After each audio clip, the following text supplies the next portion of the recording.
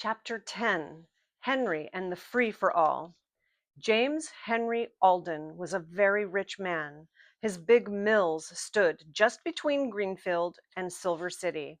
Now, J. H. Alden liked boys. He liked to see them running and jumping and playing. So each year, with 3 other rich men, he gave a field day to the town of Silver City, and even the mills were closed on field day. Every year the boys were in training for the races, and not only boys, but men also, thin and fat, and girls trained for field day. There were for all kinds of races, running and swimming and jumping, but the best one was a foot race called a free-for-all because anyone could run in it. Mr. Alden gave a prize of $25 and a silver cup to the winner of the free-for-all. Sometimes a boy won the race, sometimes a girl. Once a fat man had won it.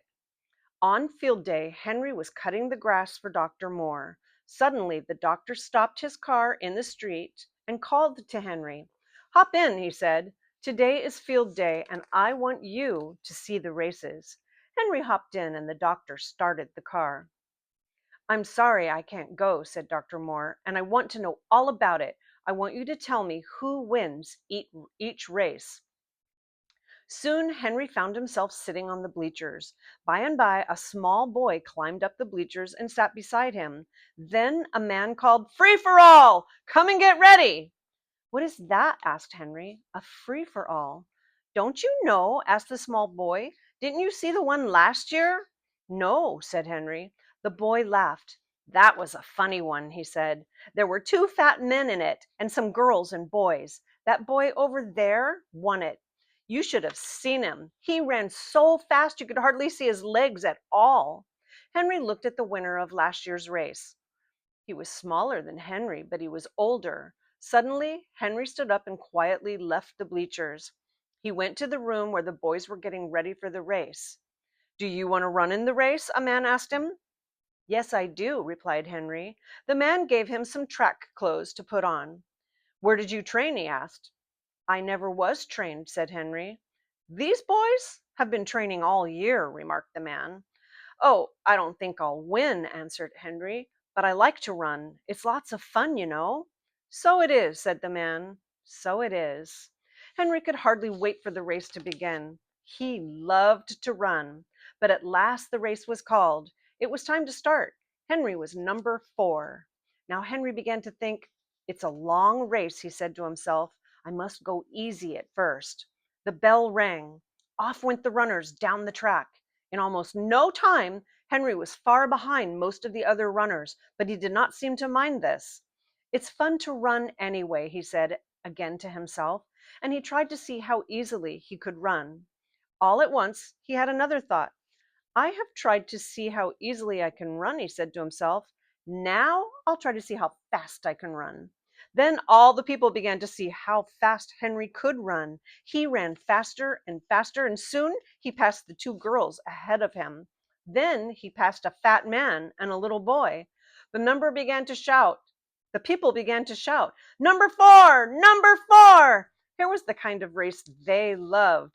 "Faster! Faster!" cried Henry to himself. "I can run faster than this." He could. He passed number 25 and number 6. Then he passed number 5 and number 10. Only one runner was ahead of Henry now. It was number 16. Then Henry began to think of winning the race. He knew how much the $25 prize would mean to Jessie and the rest of the children. "I am going to win this race," he said to himself. "I must pass number 16." He ran still faster. He could see the line at the end of the race. "Number 4! Number 4!" shouted the people. "He's going to win!" When Henry was near number 16, he put his head down and ran as fast as he could. He passed number 16 and went across the line. He had won! The people shouted and shouted. Some men held Henry up high and carried him to Mr. Alden for the prize. Then a man asked, "What is your name, boy?" Henry did not know what to say. He did not want to tell his name, so he answered, "Henry James." Now, this was Henry's name, but it was not all his name. At once the big sign said, Henry James, number 4, winner of free-for-all. Here is the prize, Henry James, said Mr. Alden. You can run well, my boy. I like to see you run. He gave Henry a silver cup and the $25. Then he shook hands with him. Just then, Dr. Moore came along and climbed up in the bleachers, but Henry did not see him. The doctor laughed to himself as Henry James shook hands with James Henry. At last, Henry got away from the people and started back to Dr. Moore's. He had the $25 prize in his pocket. When Dr. Moore came home and found Henry cutting the grass, he laughed quietly to himself. I just got home, said Henry. I will tell you who won all the races. Dr. Moore did not tell Henry that he had been up in the bleachers. He let Henry tell him about the races. And who won the free-for-all? He asked. I did, said Henry. You did, cried Dr. Moore. Good for you! What are you going to do with the money? I'll give it to Jessie, answered Henry. Good, said the doctor again. When Henry arrived at the boxcar with the $25, he found dinner ready. Jessie had boiled the rest of the vegetables and put butter on top. The children began to eat, but hungry as they were, they stopped when Henry told them about the race and showed them the silver cup. They were so excited that they couldn't eat. You won the race, Henry, cried Jessie, delighted. Oh, I'm so glad. You can run fast, Henry, said Benny. I'm glad you won the race, too. He looked at the silver cup. I said my name was Henry James, said Henry. That's right, said Jessie. So it is. You didn't have to change it. Are we rich now, Henry? Asked Benny. No, not very, said Henry, laughing. By the way, I bought something for supper. Jessie looked in the bag. There were some fat brown potatoes in it.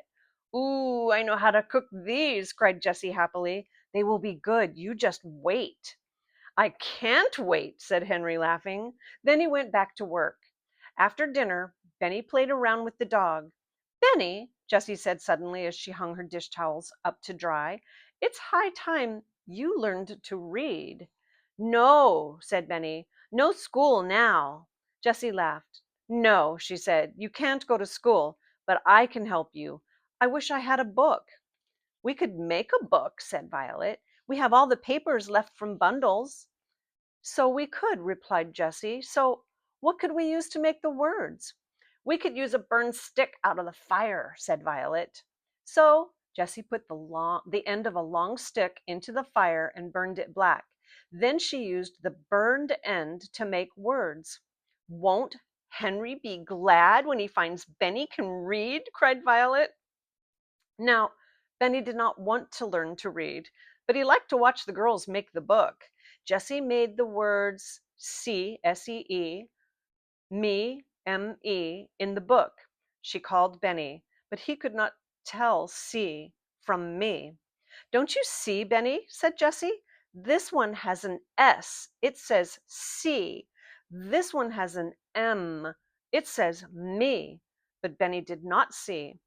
It's too hard for me, he said. I'll tell you, Jessie, said Violet at last. Let's make C on one paper and me on the other. That's the way they do in school. Then have him point to C. The girls did this. They called Benny, and Jessie showed him again, very carefully, the word that said C. Then she put the two words down on the ground. Now, Benny, point to C, said Jessie. Benny looked at the two words. He could not tell, but Watch barked and put his paw on C. Now, Watch did not know one word from the other, but Benny thought he did. Was he going to let a dog get ahead of him? Not Benny. He looked at the words and learned them almost at once. Good old Watch, said Jessie. It isn't hard at all, said Benny. Is it, Watch? Before supper, Benny could read, see me. See me run. I can run. Can you run? Good boy, said Jessie. Now I must get supper. The children started up the fire and washed the potatoes in the brook. Then Jessie put wet papers around them and put them in the fire under the hot stones. Are you going to burn them up, Jessie? Asked Benny. Oh, no, Benny, said Jessie. You wait and see. When Henry came home, He found Jessie rolling the potatoes out of the fire. They were very black. "Oh, did you burn them up?" asked Henry. "No, indeed," said Jessie. "Come and see." She gave 3 black potatoes to each one. "They are very hot," said Violet. "Look out." "Open them," said Jessie, "and take out the potato with a spoon. Then put butter on top and some salt. I will get Benny's out." "Well, how are they?" "Oh," cried Benny, "they are delicious." "What did I tell you?" said Jessie. "Have some milk." "Milk and potatoes make a very good supper," said Henry. "I can read," remarked Benny. "What?" said Henry. "Yes, he can," said Violet. "He learned this afternoon. Go and get your book, Benny." Benny liked to read now. "It is not hard," he said. "Watch can read too." "Oh, can he?" laughed Henry. "Let's see him." "Watch is too tired now," said Benny. "I will read to you." Benny read out of his new book. "Good old Benny," said Henry. "Come to bed now. You must be tired with all that work. And I am tired too."